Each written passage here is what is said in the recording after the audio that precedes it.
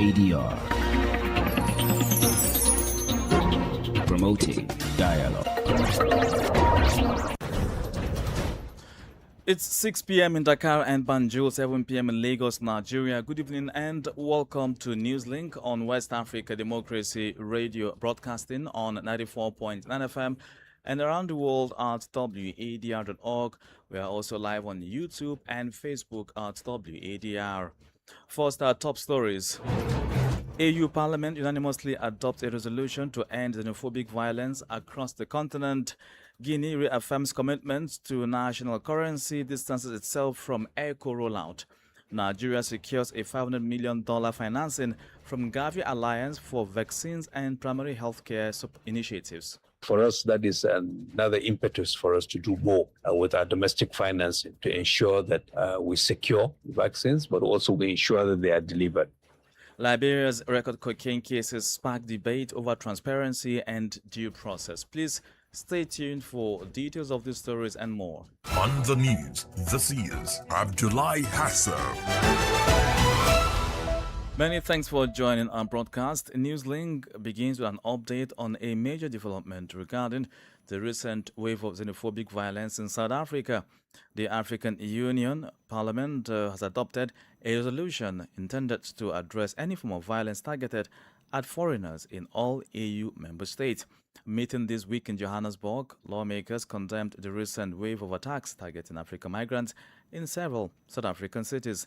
They called for stronger measures to protect migrants and promote peaceful coexistence. Augustine Kole reports. The resolution was jointly introduced by parliamentary groups from West and East Africa and received broad support from members of the Pan-African Parliament. It states that no difference in nationality can ever justify violence, hatred, or humiliation. The adopted text strongly condemns all acts of xenophobic violence and calls for a parliamentary inquiry as well as a continent-wide dialogue to address the growing threat of xenophobia in Africa. Lawmakers are also proposing an annual Pan-African Forum to be held in South Africa, saying it will help strengthen the ideas of African unity while promoting dialogue and intercultural understanding. The Pan-African Parliament has further urged its various committees to work together to ensure that combating xenophobia remains a key priority for the African Union. Augustine Kole reporting. In Guinea, the government has reaffirmed its commitment to the Guinean francs as ECOWAS presses ahead with plans to introduce the regional single currency known as ECO from 2027. President Mamadou Doumbouya says the national currency remains a symbol of Guinea's economic sovereignty, even as Conakry joins the presidential task force responsible for preparing the rollout of the future regional currency. Francis Boniface tells us more. At Thursday's cabinet meeting, President Mamadi Doumbouya reaffirmed the Guinean franc remains a key pillar of the country's economic sovereignty. He said that after issuing its own currency for more than 65 years, Guinea must retain control of its monetary policy to safeguard its economic interest. The statement comes days after the ECOWAS summit in Sierra Leone, where regional leaders reaffirmed plans to gradually introduce the ECO beginning in 2027. The first phase will involve only member states that meet the agreed economic convergence criteria, with other countries is expected to join the process progressively. Meanwhile, Guinea has secured a place on the presidential task force overseeing preparations for the ECO's implementation. The body will continue technical consultations ahead of the next ECOWAS summit, scheduled for December. Despite its participation, Conakry insists the future of the Guinean franc is not under threat, maintaining that it supports regional economic integration while preserving an independent monetary policy. Francis Boniface filed that report. Nigeria has secured about $500 million in support from Gavi, the Vaccine Alliance, to strengthen routine immunization and primary healthcare services across the country. The support follows high-level discussions in Abuja between the coordinating Minister of Health and Social Welfare, Professor Mohammed Ali Pate, and the Chief Executive Officer of Gavi, Dr. Sania Nishta. The funding is expected to boost vaccine access, sustain polio eradication efforts, expand HIV vaccination, HPV vaccination, and improve long-term financing for immunization programs. From Abuja, Ejene Sasetu reports.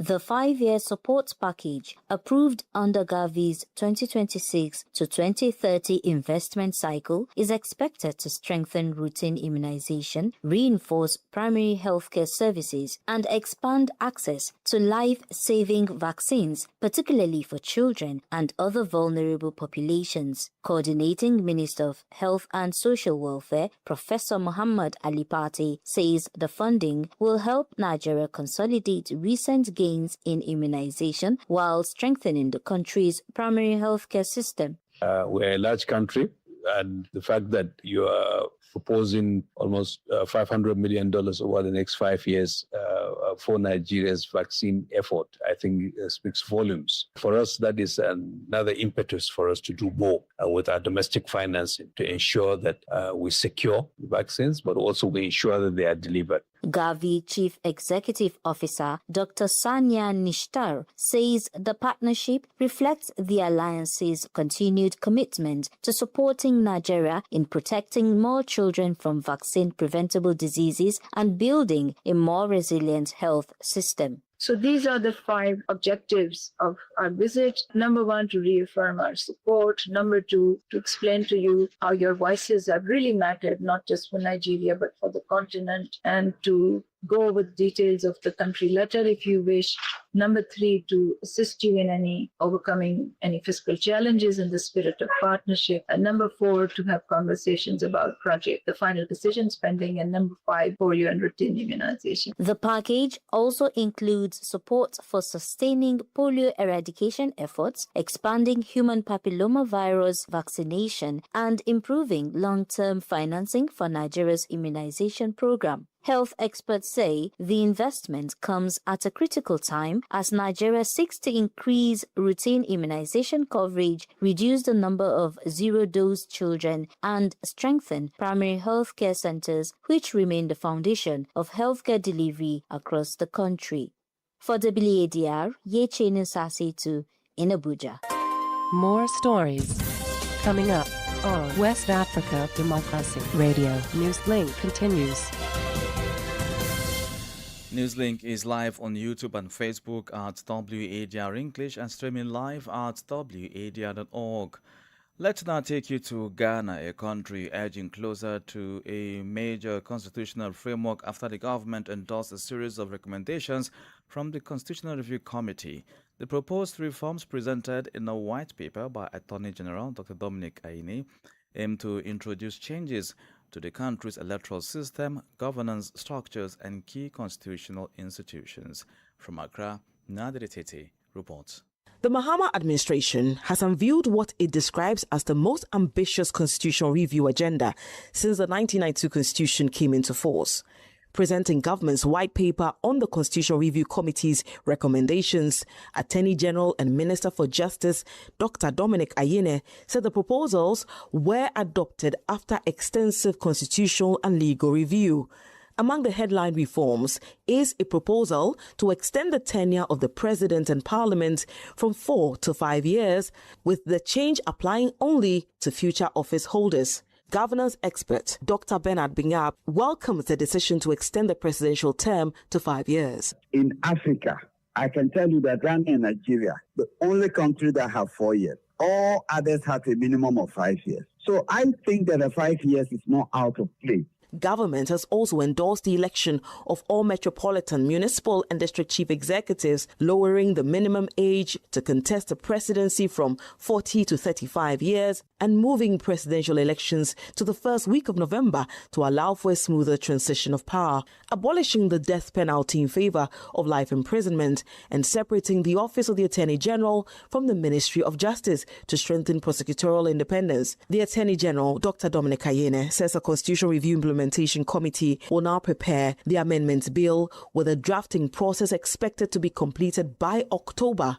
For WADR, Nadidi Tete, Accra.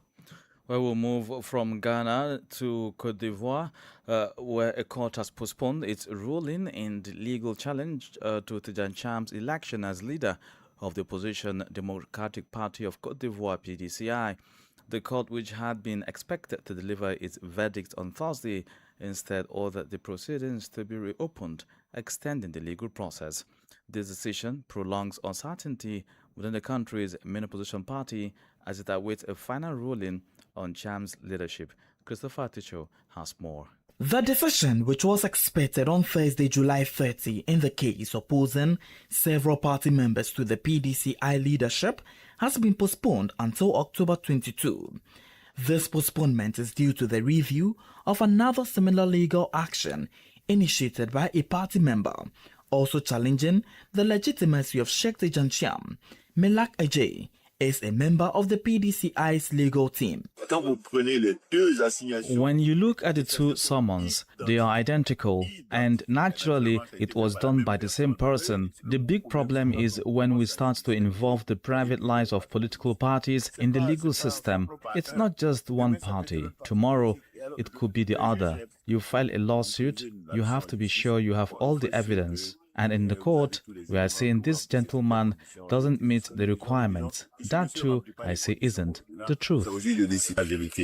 Reacting to this new legal development, PDCI-RDA parliamentary group denounces what it calls judicial harassment. Blaise Jean Chrysotome, as president of the parliamentary group. This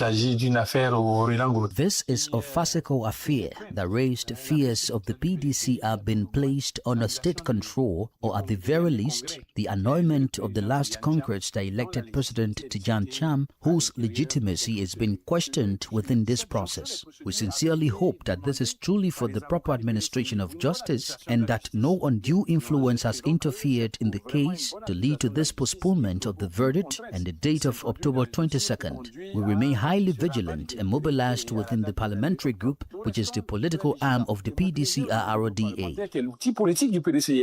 Based in Paris since March 2025, Sheikh Tijan Cham continues to lead PDCI-RDA remotely. His political career has been marked in recent months by several legal and administrative setbacks. A report by WADR's Abidjan correspondent Marcel Ariston-Blay, voiced by Christopher Atichu.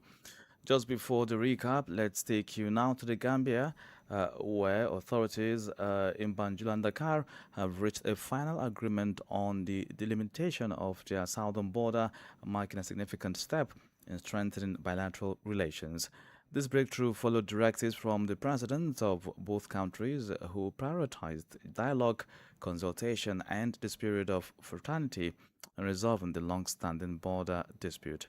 Rose Samara Kate tells us more. Joint border reaffirmation and densification activities between Senegal and the Gambia will resume on August 15, 2026, covering the section from Touba Tranquil Darussalam to Sare Yorongui Jahanka. In its press release, the Senegal-Gambia Permanent Secretariat says the agreement provides a clear and mutual accepted boundary between the two countries and is expected to strengthen peaceful coexistence, improve border management, and reduce the likelihood of future disputes. The announcement comes after a recent tension between communities along parts of the Senegambian border, making the latest agreement an important diplomatic milestone aimed at promoting sustainability, cooperation, and regional integration. This also sparked mixed reactions amongst Gambians. It will help bring more peace and make trade easier between Senegal and the Gambia if both countries stick to the agreement. Agreement will bring peace instead of putting the people into a blank space, because it will have caused the people to retaliate and then started bullying. The new border agreement can bring more peace and easier trade for Senegal and the Gambia, but it will only work if both sides actually enforce it. Meanwhile, political analysts say the agreement demonstrates the commitment of both governments to resolving sensitive issues through diplomacy. Usman Dabo is one of the analysts. As border reaffirmation activities prepare to resume next month, both countries hope the agreement will lay the foundation for stronger cooperation, lasting peace, and improved relations between border communities. For WADR, Rose Samara Cates, Banjul. You are listening to Newslink here on West Africa Democracy Radio, broadcasting on 94.9 FM and around the world at wadr.org. Here's a reminder of our top stories. EU Parliament unanimously adopts a resolution to end xenophobic violence across the continent. Guinea reaffirms commitment to a national currency, distances itself from ECO rollout. Nigeria secures a $500 million financing from Gavi Alliance for vaccines and primary healthcare services. Still ahead in news, Liberia's record cocaine cases spark debate over transparency and due process. We also have the guest interview and sports news. Please stay with us. Bringing you the facts beyond the headlines from Monrovia, Liberia. This is Abraham Parker. Stay tuned to WADR 94.9 FM Dakar. Many thanks for staying with us. Here in Senegal, the government is intensifying efforts to combat human trafficking as authorities warn that the crime is increasingly moving into the digital space. During the commemoration of this year's World Day Against Trafficking in Persons, the Ministry of Justice, with support from the United Nations Office on Drugs and Crime, called for stronger community vigilance to help prevent trafficking and protect vulnerable people. Sankule Janko completes the story. According to Senegal's National Commission for the Fight Against Trafficking in Persons, the country has strengthened its legal and institutional response through a dedicated anti-trafficking law, specialized police, and closer cooperation within the neighboring countries. However, Modi Girandu Njai, the Permanent Secretary of National Unit for Combating Trafficking in Persons under the Ministry of Justice, says challenges remain. These include low public awareness, limited investigative capacity, and criminal networks increasingly exploiting online platforms. Now you added trafficking person using these new tools. I mean, it's getting more and more complicated. At in the same time, it's difficult when you're not familiar with trafficking in person to report, because you're saying something that you're saying is just normal. Why would you report? And secondly, most of the younger, they want to travel. Meanwhile, the regional representatives of UNODC, Sama Chushen, calls for cooperation among stakeholders to address the prevailing challenges. It requires enhanced cooperation among law enforcement agencies, magistrates, labor authorities, social services, digital stakeholders, the financial sector, civil society organizations, and communities. It also calls for international cooperation capable of tracking financial flows, preserving digital evidence, and prosecuting those responsible. The concern extends beyond Senegal. Across West Africa, organized criminal groups continue to traffic people for forced labor, sexual exploitation, domestic servitude, and forced begging. The 2024 UNODC Global Report says Sub-Saharan Africa accounts for 98% of detected trafficking victims in the region, with forced labor remaining the most common form of exploitation. Authorities are also raising the alarm over a growing trend of victims being lured by fake job offers into online scam operations. Sankule Janko reporting. In Liberia, the destruction of a record cocaine seizure is fueling debate over how authorities handle evidence in major drug trafficking cases. The controversy follows the government's confirmation that 3 police officers have been identified as key suspects in the ongoing investigation of a cocaine shipment valued at $217 million. While Joint Security says the narcotics were destroyed after receiving court approval, the move is raising questions about due process, transparency, environmental safety, and the preservation of evidence in one of Liberia's largest transnational drug trafficking investigations. Meanwhile, today, Africa celebrates the strength, resilience, and achievements of millions of women who continue to shape the continent's future despite persistent social and economic challenges. Observed every year on July 31, African Women's Day commemorates the founding of the Pan-African Women's Organization in 1962 and serves as a platform to recognize the vital role women play in governance, peace building, and community development. This year's commemoration comes at a time when African women are breaking barriers in politics, science, technology, sports, and entrepreneurship.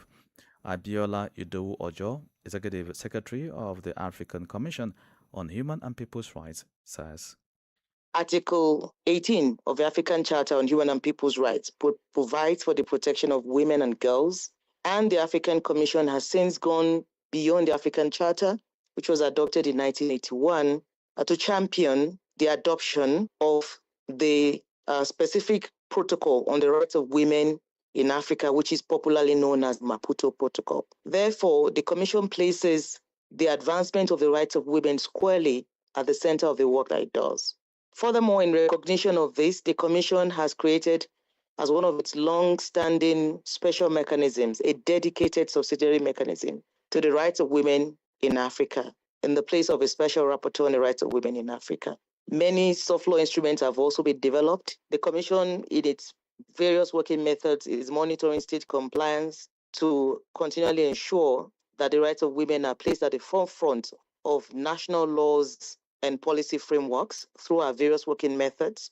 And most recently, as you might be aware, the African Union has added yet another measure to protecting women in Africa through the adoption of the Convention on Ending Violence Against Women and Girls, which is also an instrument that has been mandated, that has been entrusted to the African Commission on Human and People's Rights, and an instrument that has the vision to legally dismantle abuse of women and girls across all member states of the African Union. Abiola Idowu Ojo is Executive Secretary of the African Commission on Human and People's Rights. Politics, analysis on major news, social matters, and all. This is A Guest.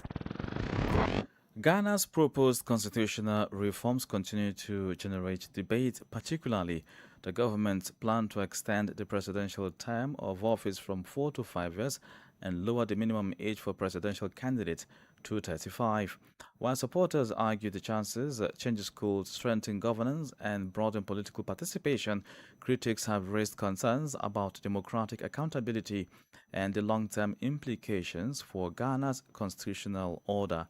To examine what these proposals could mean for Ghana's democracy and the wider West African region, WADR spoke with David Asante Dako, a research analyst at the West Africa Democracy Solidarity Network, WADEMOS.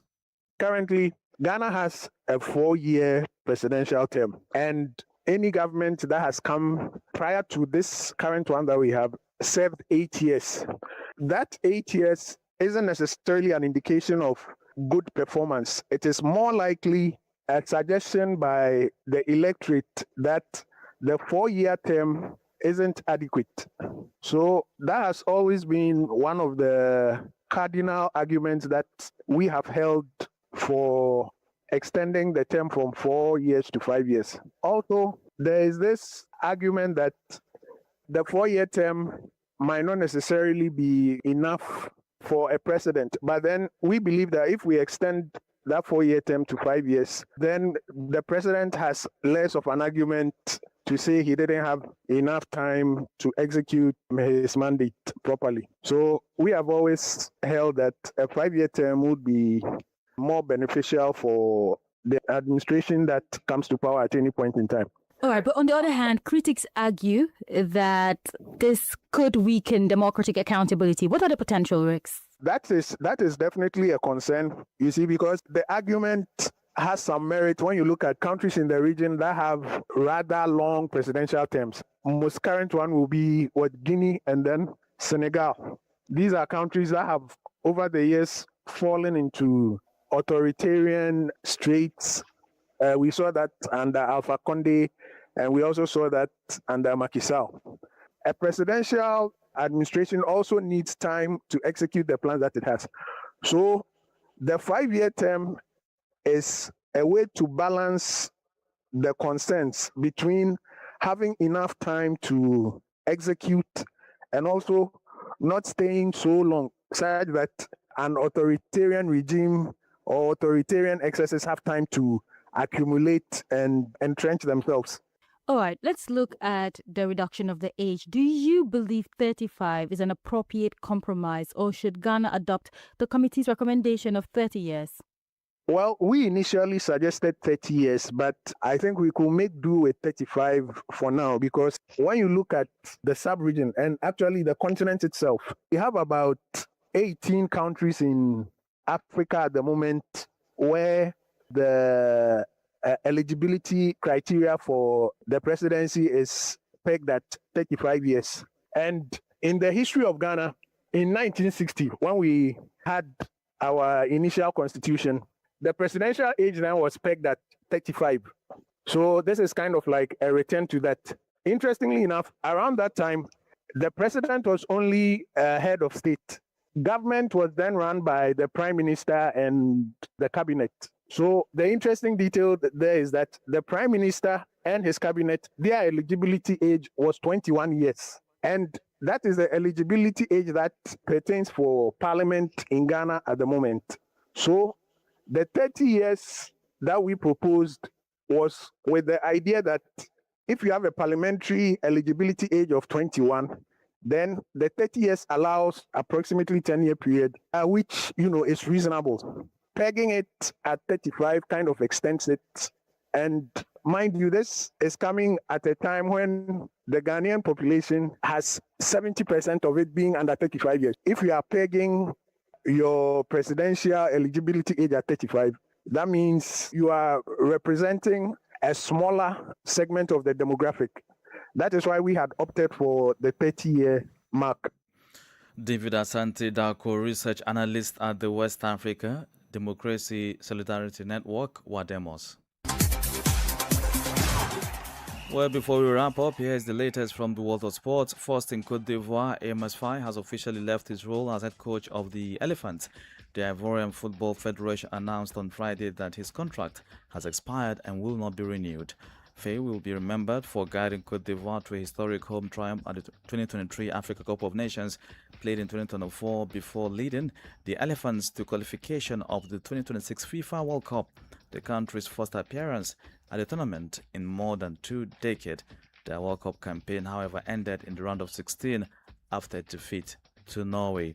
And FIFA President Gianni Infantino has suffered another setback after his chief advisor Carlos Cordero resigned amid controversy surrounding a proposed sale of FIFA World Cup commercial rights. In a statement, the former president of the U.S. Soccer Federation insisted he had no involvement in the proposal, which has drawn strong criticism from several continental confederations, including UEFA, CONCACAF, and the Asian Football Confederation. His resignation comes as FIFA faces renewed scrutiny over its governance and the management of commercial rights linked to the FIFA World Cup. With that, we've come to the end of this edition of Newslink here on West Africa Democracy Radio, broadcasting from Dakar, Senegal. Thank you for listening, and many thanks to Mustafa Sek and Maojo Juf for the technical support. Do interact with us via social media platforms X, Instagram, TikTok, and Facebook at WADR English, and stream live at wadr.org. Up next is our opinion poll series, It's You Speaking. I'm Abdullahi Hassan. Good evening. We thank you for listening to Newslink in Nigeria on Love FM Abuja and Darling FM Owerri.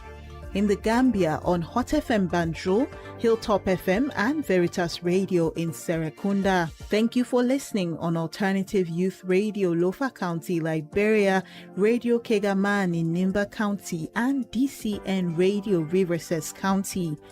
A big thank you to Radio Baft FM in Sierra Leone for listening, and in Ghana we thank Radio Pad in Damango and Royals FM in Wenchi. Thank you all for listening to Newslink.